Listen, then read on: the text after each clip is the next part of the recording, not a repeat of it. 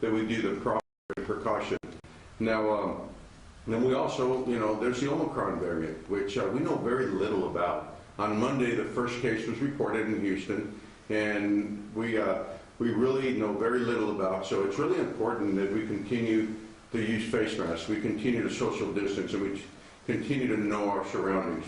So these numbers are very sobering, but I don't want people to be alarmed by the numbers. We just want to talk about what do we need to do moving forward. Now, the breakthrough cases and the cases that people that have been fully vaccinated. Now, this does not include the booster shot. We have not really had enough information to talk about the booster shot. So this is people that have had 2 vaccines for the most part, and we have no data, including the booster shot.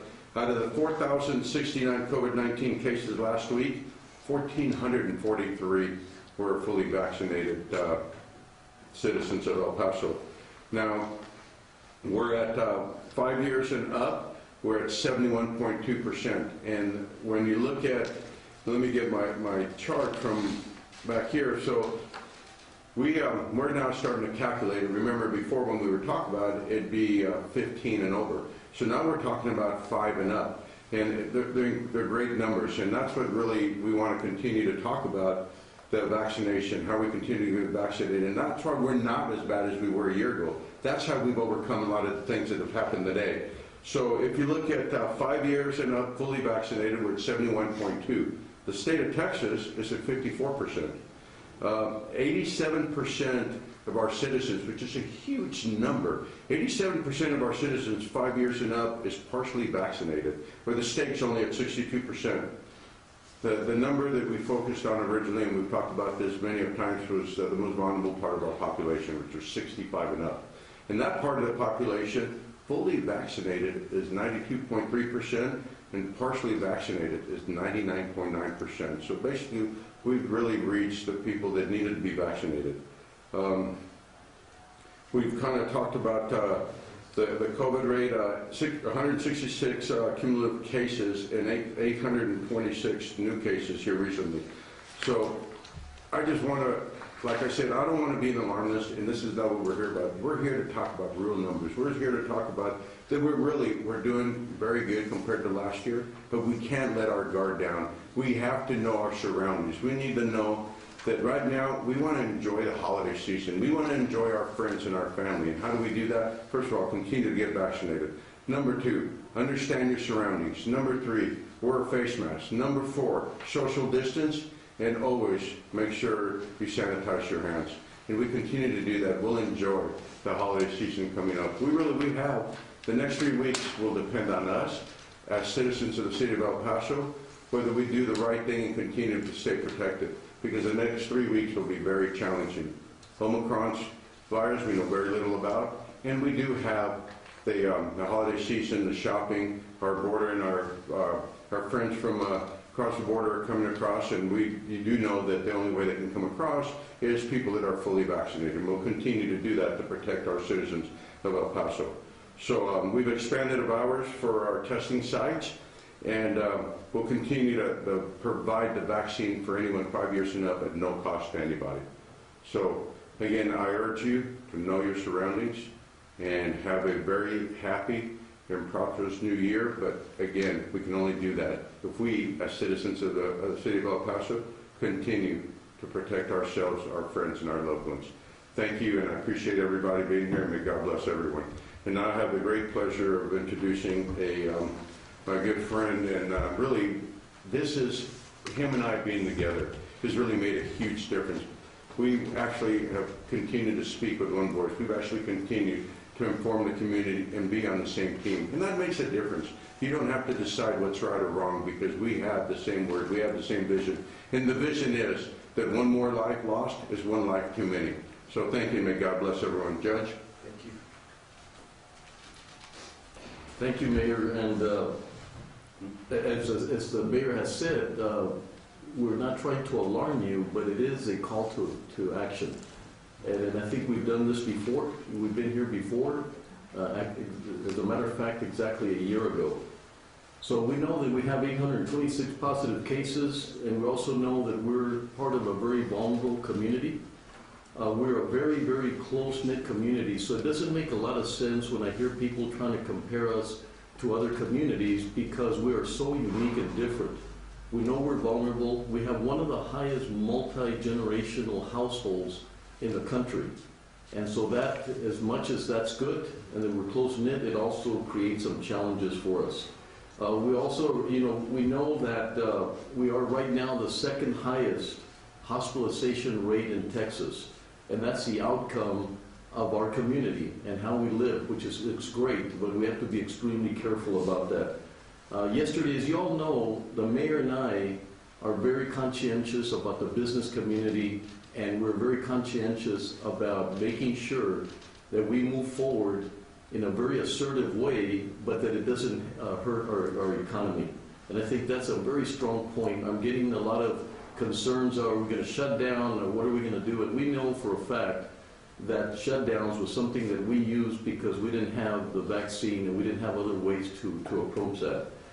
So yesterday, I had the opportunity to be part of a roundtable of a business community.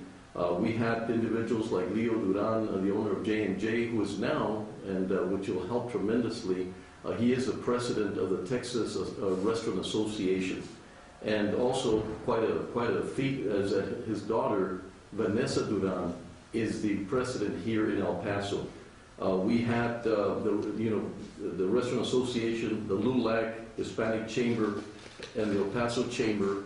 We also had individuals such as Joe Lopez from the marketing group, which is going to put together, on a pro bono basis, put together a strategic plan for us to communicate. The mayor and I know, and we're very conscientious, that we need to communicate, and we need to communicate rapidly so we can do what we need to do. We also have commitment from others like Horizon and Simon Properties, who, as you recall from the last time, were very active in trying to help us and do things and set examples at the malls that would help us show that we need to take this into effect. So let me tell you what we feel and discussions that I've had not only with the mayor, but that came out of the meeting. One, we have to educate the community from the misconceptions to the science. We know that that's going to be very important. We need to convey different messages. You do not convey to a 5-year-old what you might convey to someone who's 60 years old, and we've learned that the messaging has to be different. It might be that a child might tell the parent, Dad, I really want you to get vaccinated. And that might be the answer. So we're looking at all this and trying to make sure that we do that. We also have asked the business community, from our learning experience, that we had bad actors. We had very bad actors that made it very difficult for us to be successful. And so they're willing to take upon themselves to make sure that they address within their own sectors the bad actors. We also know that we need trusting voices, and one of the greatest trusting voices that we have here is Mayor Leeser and what's happened in his own family and his commitment to this community. We need patriarchs and matriarchs to take it upon themselves to make sure that the families do everything possible not to have one more death or one more situation. We also know that we have business leaders. For example, if I have a company that has 300 employees, I should take that responsibility to educate, to communicate, and make sure that that everyone is vaccinated. We have to work together. We know that we have to coexist, and that was a bad word at one time, coexist with a pandemic, because it was too new, and we didn't think this was going to happen, and we thought it was going to go away. So we have to do that. We now have the tools. And I'd like to remind everyone that what happens in El Paso is that the increases are exponential. We don't go from 600 to 650. We can go from 600 to 800. And so it's very important that sooner than later that we're able to address and make sure that we don't have that increase. We also know that one of the great things that I've been seeing in our community are self-imposed restrictions, not mandates, but businesses that are not allowing too many people inside of their businesses, people making the curbside service, making sure that they on themselves begin to take this on. And we already know that, that this curbside service has been extremely helpful. I think that we should continue doing that. Once again, you know, we're very supportive to our businesses, so if you do anything such as curbside versus going into, just help them out. Make sure that the businesses are successful as we go through this. We know something that was very important, that one of the learning lessons that we had is that first we had community spread, and then we had travel spread. And that travel spread is upon us now. Christmas is coming up. There's going to be a lot of individuals traveling, and we want to make sure that that doesn't happen as we go. We also know the staggering numbers. The mayor made reference to the staggering numbers of people not vaccinating, getting the virus, and also getting into the hospitals. And you can talk about 1 or 3 or 4 or 5 people that have been vaccinated and have the booster, but let's talk about the staggering numbers, like 77% at UMC are unvaccinated, are now in our hospital. You know, we know that before you were okay with one vaccine, like Johnson & Johnson, you were okay with 2 vaccines. What the message is, and everything the mayor and I have been hearing, is no longer the basis of our success is going to be 3. Either the vaccine, if you have Johnson & Johnson and 1 more, or if you took Moderna or Pfizer, you need that and your booster. So here we have it, and here we are. And this is a call for action. We have the flu coming up. We haven't gotten all the numbers from Thanksgiving at this point. We have Christmas coming upon us. We have all of these factors that are coming together, and we want to make sure, and if you remember, we talked about the perfect storm that happened last November. I think I'm calling upon the community to make sure that we curb this situation quickly, because that perfect storm can happen to us. Right now we have our hospitals very saturated from non-COVID cases because of people getting the flu. And you know what? We did not have flu incidences. We had very minor flu incidents when we were wearing the mask. So it's very important that we don't get people into the hospital that don't need to be there. So once again, on behalf of the mayor and myself, we are calling the community to make sure that we do what we did before. We got rid of the mandates, we didn't use anything, we pleaded, and we asked our community, let's make this thing happen. We know we could do it, and let's all rally together, help the mayor and I make sure that in January, we don't start 2022 in the note that we did last on January 21st. Thank you very much. Yes, sir. And again, you know, I'm sorry, the numbers that we just gave you all, that we talked about that were 72% fully vaccinated. You know, herd immunity, really a lot of people that have had COVID-19 and have recovered from COVID-19 has actually helped us, you know, continue to protect our community. But, you know, here's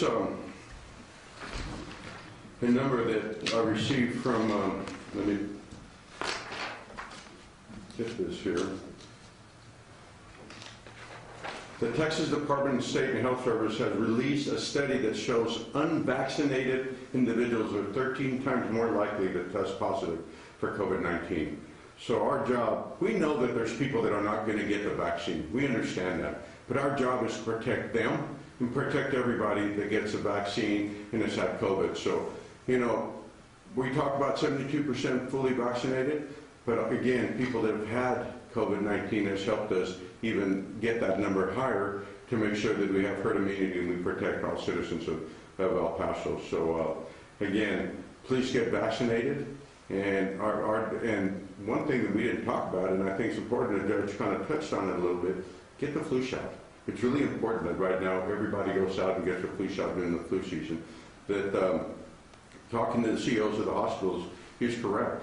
The numbers are up at hospitalizations way over last year of people that had the flu because there's more people moving around, there's more people without a mask, and those numbers have really grown compared to last year. And with that, I'll open it up to any questions. Mr. Jackson? Speaking with Dr. Ocadanza yesterday, he said that roughly 1/3 of the new infections reported are among kids under 18 years old. Is there concern come January when schools go back in session, when the kids are come back from holidays, about another, more fuel adding to the fire, so to speak. Well, we do know that schools are still in session today. And, all the school districts are governed by their board and the TEA. Our job as the county judge and the mayor of El Paso is to provide information, provide services, and make sure that if they need vaccine pop-up tents at any given school, that we do that. And we will continue to work with the school districts. The numbers you see today, they're open today. Now, when, we're still school in session. We will continue to work with the school districts. We'll continue to provide information, provide services.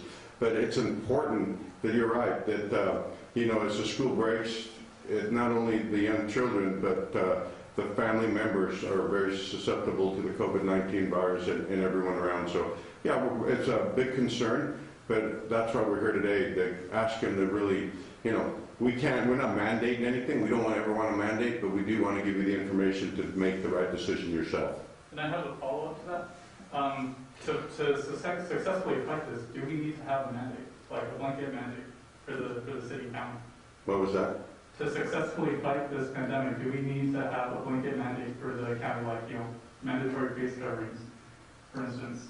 There's a lot of things that are mandated by emergency orders from the governor, and some of the things that don't allow us to do some of the things we want to do. And we'd like to make sure that we don't mandate anything. We want to make sure that we don't get to the point where we have to mandate the mask in city and county facilities. Right now, we are looking at asking our citizens to be careful, know your surroundings, and make sure that you wear a mask. Every one of y'all is wearing a mask today. We're wearing a mask because you know what? It's known that if you wear a mask, you don't transmit the disease because it's it's an airborne disease and you're not doing that. So thank you for that. Next question. Will you both help us with a statement in Spanish? Yeah, I'm going to preguntar al juez que me pueda ayudar con eso. ¿Cómo lo ves en español? ¿Está bien así? No, yo lo puedo hacer en español, pero quiero que él me los hace y lo que no hace él, yo se los ayudo con eso. Me va a permitir practicar mi español. Sí, es muy claro que están incrementando los números, que tenemos retos muy grandes, que estamos pasando por lo que sucedió en noviembre del año pasado. Y sabemos que con la vacuna, ahorita la mayoría de las personas en el hospital, como 77% en UMC, son personas que no se vacunaron. Sabemos que hemos aprendido mucho, pero sabemos que eso de los mandatos, de que todo lo que estamos tratando de hacer antes era porque no teníamos la vacuna. Sabemos que la solución es la vacuna. La solución es hacer todo lo posible. Le estamos pidiendo, ayer tuve una junta muy importante con la comunidad de negocios para informarnos y ayudarnos unos al otro, porque lo que queremos es que la comunidad se proteja por sí mismo, sin mandatos, sin órdenes, pero que se protejan. Estamos aquí pidiéndoles desde que viene, todos no nos llegan los números del Día de Gracia, todos no nos llegan números de todo lo que está sucediendo y estamos entrando a una época que ha sido bastante vulnerable. Sabemos que somos vulnerables, una comunidad muy unida, que por un lado es algo muy bueno para nosotros, por el otro lado somos únicos y por eso tenemos retos y situaciones muy diferentes a otras comunidades. Tratar de compararnos con otras comunidades no va a ser la solución. La solución es que ambos, el Juárez, El Paso y Las Cruces, hagan todo lo posible para vernos como una región y hacer algo antes que incrementan estos números que pueden incrementar muy rápidos y no queremos entrar al 2022 de una manera muy diferente a lo que nos pasó este año. Estamos pasando por mucho. Ayúdenles a los negocios y los negocios están dispuestos de protegerlos y esos negocios que no tienen interés en protegerlos, pues a lo mejor consideren ir a otro lado. Gracias. Lo mismo que él dijo.